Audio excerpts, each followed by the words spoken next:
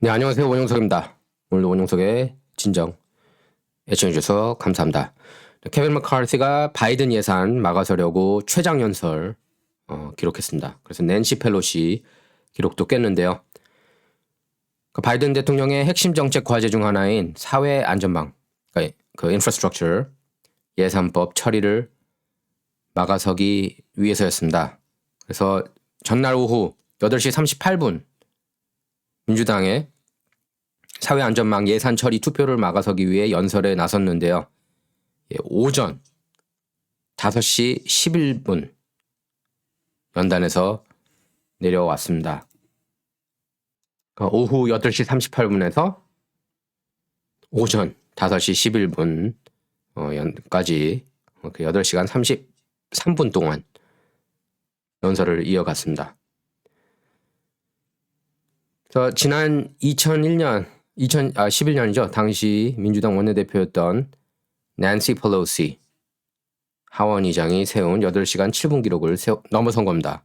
낸시 펠로시는 2018년 하원 원내대표였을 때 8시간을 넘는 기록을 세웠었습니다. 펠로시는 당시 공화당이 이민개혁 입법을 막아서고 있다고 규탄하면서 불법 체류자 상태의 그 이민자,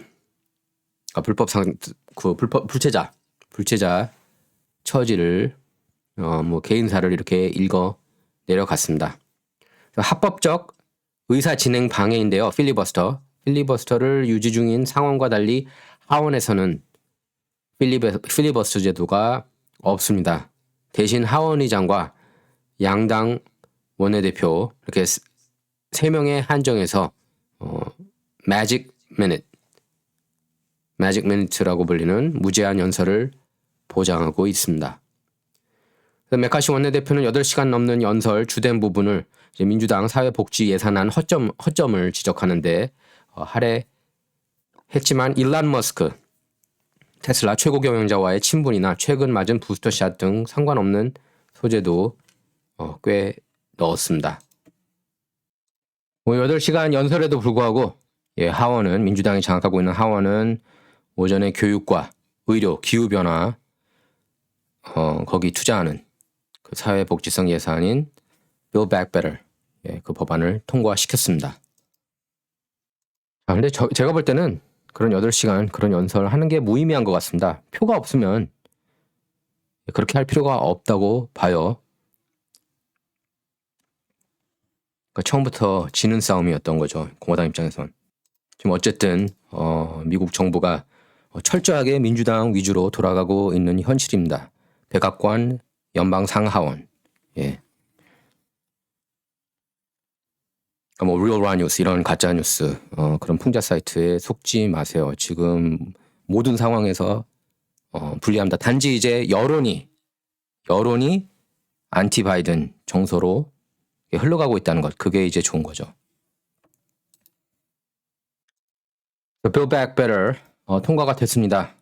표결을 통해서 찬성 220표 그리고 반대 213표로 법안이 처리가 됐습니다. 민주당이 하원 장악하고 있기 때문입니다. 지금 정치적으로는 어쨌든 공화당이 지금 이렇게 밀리고 있는 상황이지만 내년에 중간선거 때는 연방상하원 공화당이 장악할 가능성이 높다고 봐요. 바이든 지지율 지금 36% 기록하고 있고 카말라 해리스는 28% 곤두박질 치고 있습니다. 정책이 엉망이기 때문에 트럼프가 예상한 대로 민주당은 정책이 엉망이기 때문에 결국에 많은 유권자들이 공화당 쪽으로 그 표심을 돌리게 된다는 겁니다. 그건 맞는 말이에요.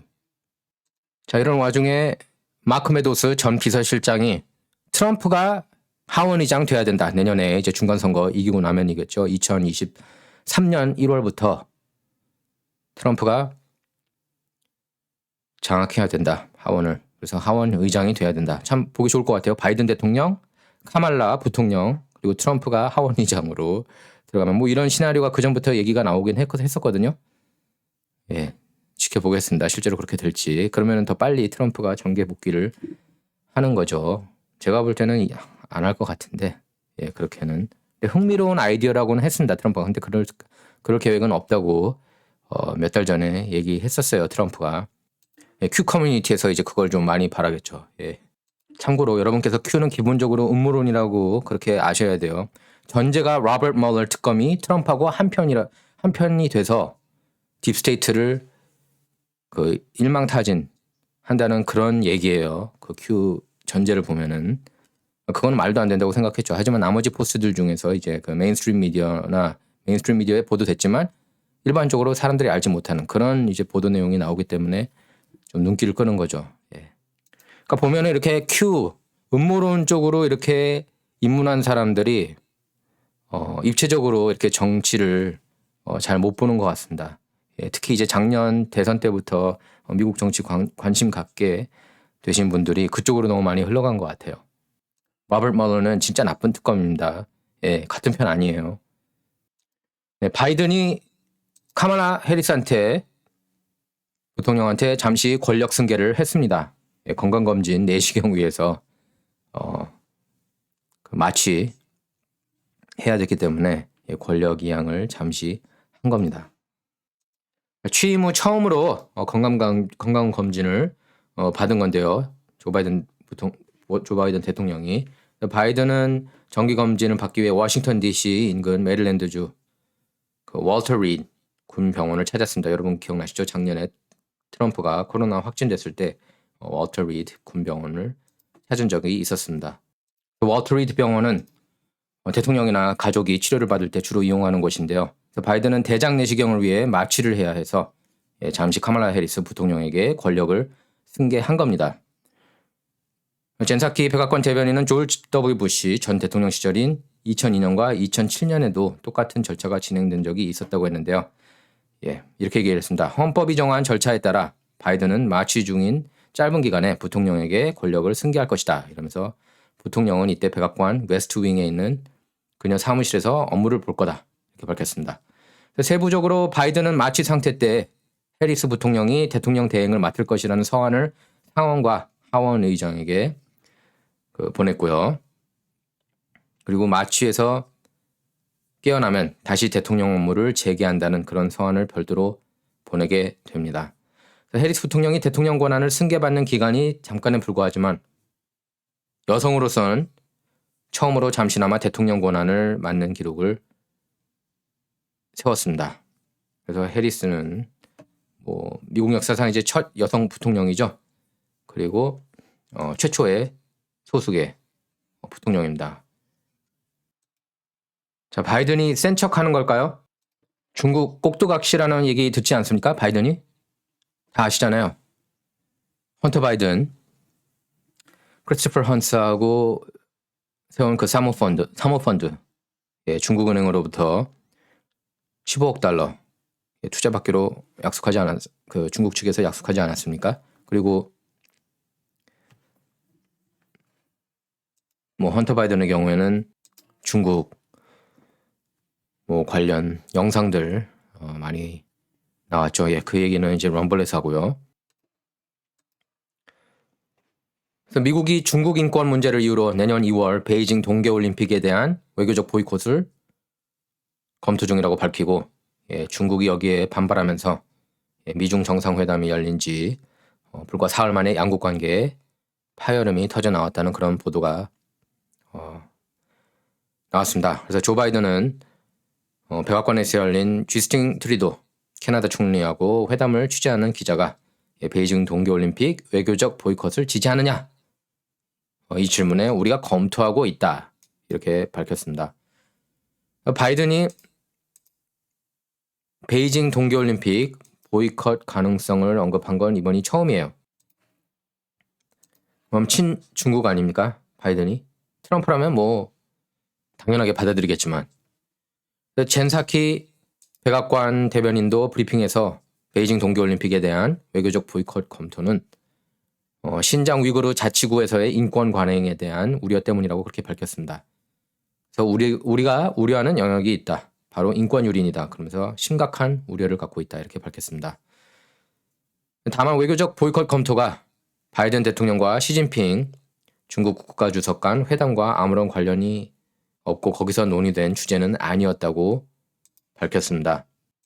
그래서 정치권에서는 오렌지 카운티 한인 연방 하원의원 미셸 박스틸 의원을 비롯해서 여러 의원들이 그간 중국의 홍콩 및 신장 등지에서의 인권 유린 주장과 관련해 베이징 동계올림픽에 대한 정치적 보이콧 계속 제기해 왔습니다. 박스틸 의원 같은 경우는 성명을 통해서도 중국을 규탄하면서 중국 올림픽 보이콧 해야 된다고 밝혔어요. 그러니까 올림픽 보이콧은 올림픽에 선수단은 본회대 관행적으로 해왔던 정부나 정치권 인사들로 꾸려진 사절단을 파견하지 않는 걸 얘기합니다. 그래서 선수들의 올림픽 참여는 보장하되 주최국에 사실상 경고 메시지를 그런 경고 메시지를 담은 조치라고 할 수가 있겠습니다. 과연 할지는 의문입니다. 제가 볼 때는 안 할 것 같아요. 솔직히 바이든이 친중국 워낙 친중 인사기 때문에. 자, 이런 와중에 바이든 지지율 지금 36%로 뚝 떨어졌습니다. 그래서 3분의 2, 유권자 3분의 2는 인플레이션을 굉장히 걱정하고 있다고 밝혔어요. 그래서 미국인들이 바이든 걱정하고 있습니다. 정신적으로 문제가 있다. 저는 이제 치매 초기 환자라고 봅니다. 이제 곧 79세 되죠.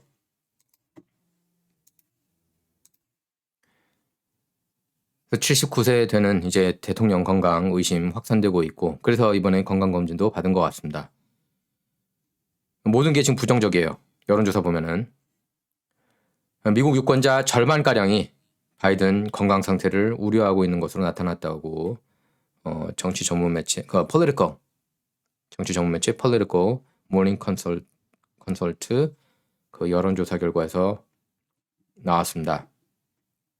미국 등록 유권자 1998명을 상대로 실시한 여론조사에서 응답자 50%가 바이든이 건강하다는 질문에 동의하지 않았습니다. 반면 같은 질문에 긍정적으로 답한 응답자는 40%에 그쳤습니다. 바이든이 민주당 대선 후보 시절이던 작년 10월 같은 설문조사 결과와 비교할 때 의견이 무려 29%포인트나 뒤바뀐 결과인데요.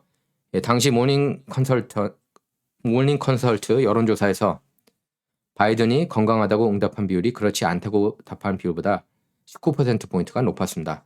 바이든 정신건강 상태를 묻는 말에서도 절반가량이 우려를 나타냈는데요.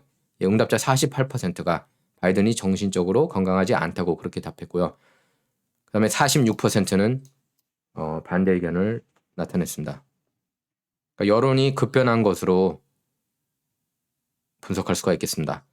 작년 10월 같은 조사에서 바이든이 정신적으로 건강하다는 의견은 그렇지 않다는 의견보다 21%포인트나 많았는데요. 바이든의 건강과 연계될 수 있는 다른 사안에 대해서도 부정적 의견이 많았습니다. 응답자 60%는 바이든이 활력적인지 묻는 말에는 그렇지 않다고 대답했어요. 60%가 활력적이지 못하다. 트럼프는 에너제틱했죠. 또 바이든이 명쾌하게 소통하고 있느냐는 질문에도 57%가 부정적 답변을 내놓았습니다. 맨날 come on man, come on man, 뭐 맨날 이 말만 많이 하잖아요. 바이든 말 막히면. 대통령입니까? 그러니까 역대 최악인 것 같아요. 제가 볼 때는 지미 카터보다도 더 최악입니다.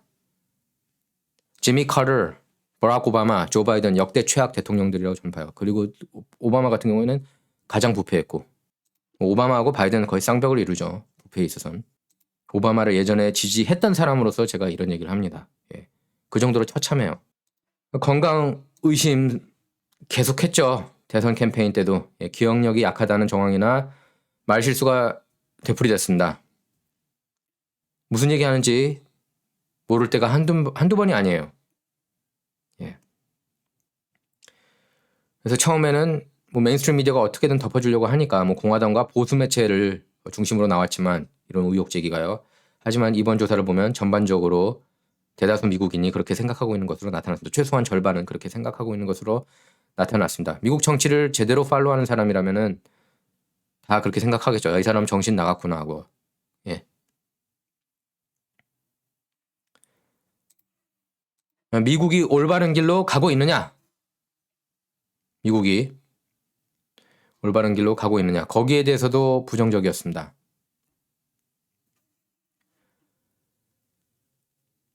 64%가 잘못된 길로 가고 있다. 어마어마한 거예요. 이렇게 높은 적을 제가 본 적이 없는 것 같아요. 64%. 그리고 지지율은 아까 제가 보여드렸지만 지금 36%까지 곤두박질 친 상태입니다. 예, 트럼프도 30%대는 거의 기록하지 않은 것 같은데, 근데 트럼프는 여론조사가 그 장난질을 많이 했죠. 어떻게든 깎아내리려고. 예. 자, 운용석의 진정 이번 시간은 여기서 마치도록 하겠습니다. 예, 후원해주신 여러분 감사하고요. 그다음에 구독, 라이크 눌러주시기 바랍니다. 그리고 댓글도 많이 달아주시기 바랍니다. 감사합니다.